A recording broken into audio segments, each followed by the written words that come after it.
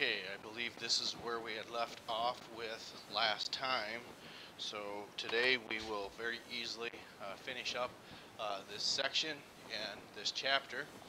And as we go on, we had seen examples of what the mitochondria does, and that goes back to what we saw with that of George. And one of the aspects that the mitochondria does is it takes materials like glucose and fat molecules, and what it does is it supplies energy then for the cell. And what we see is it takes these organic molecules, again, whether they're sugars or whether they're fats, and convert them to ATP to give that cell energy. Okay, so a lot of this pertains to what we call protein synthesis, and that will entail the structure that we call the ER, or endoplasmic reticulum. And what that does, okay, is has a rough structure, if it's the rough ER. And what that means is there are many ribosomes on that structure. And again, this is where proteins are made, not mad. It's where these are made, and it's better for the cell, or used within that cell for conducting proteins. Again, this will tie into later what we know as protein synthesis. Okay, so if it lacks ribosomes, well, it's called a smooth ER. Okay, and in this case, it's still important for building lipids, and lipids are fats, which are also the building blocks for, as you can see, hormones. Okay, which cholesterol is the base compound for many hormones. Okay, and for those of you who go on to take anatomy and physiology, there are many different types of mechanisms that we discuss in regards to what these hormones will do. Some of them, as you can see, may possibly regulate calcium levels in the blood. Others will help regulate sugar levels in the blood. Okay, and it's when this calcium is either stored or released, as you can see, is utilized for possibly muscular contraction, or that of building minerals for healthier bones. Okay.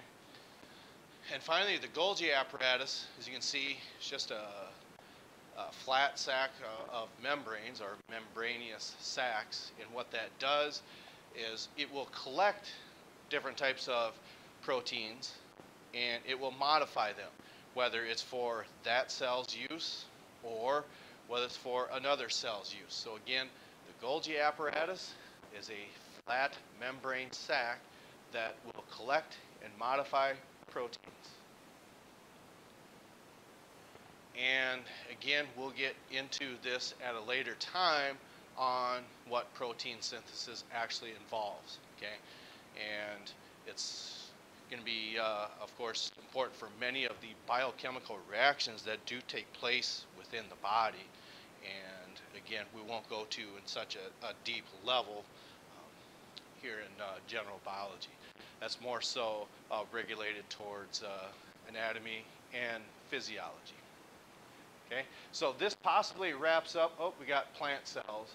Then this will wrap up the chapter for chapter 4. And for your assignment today, what we want you to do, okay, is on a sheet of paper. It can be one out of a notebook, or it can be on a back side of computer paper, just a plain white sheet.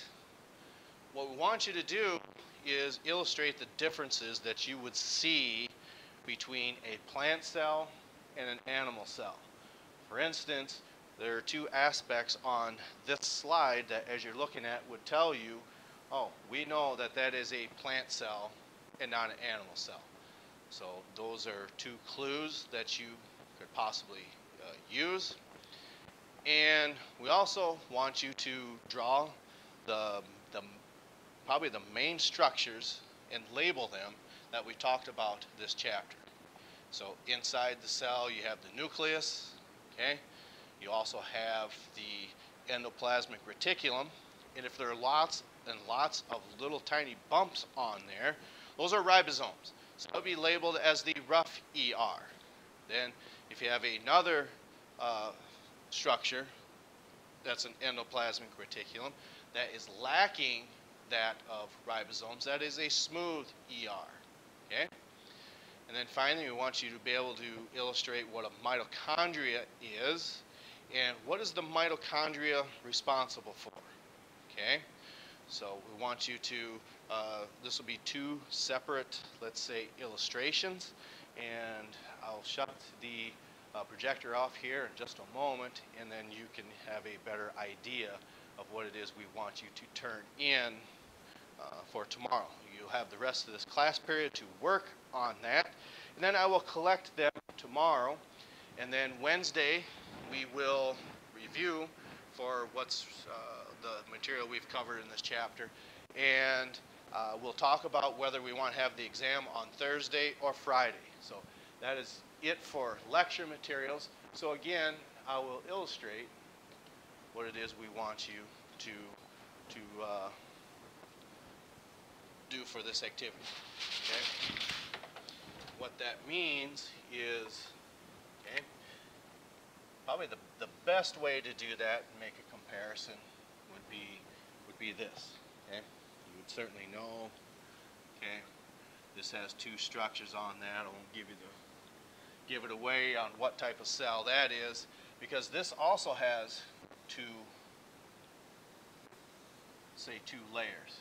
Well, one of the things that we had illustrated earlier, okay, is with this plasma membrane.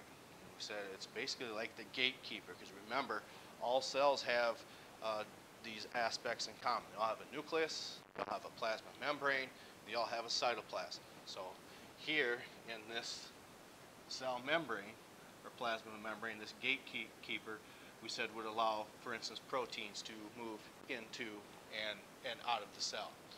And we have all these different hydrophilic and hydrophobic ends. I'm not too concerned about that, but what I want you to be able to know and illustrate, here we have the cell membrane.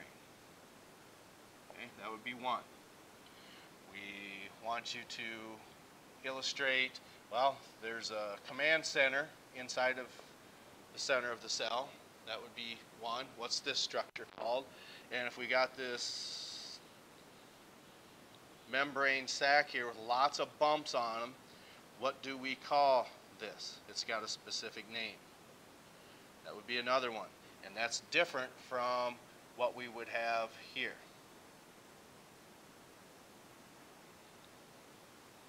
Okay, notice there's just only a few bumps on here.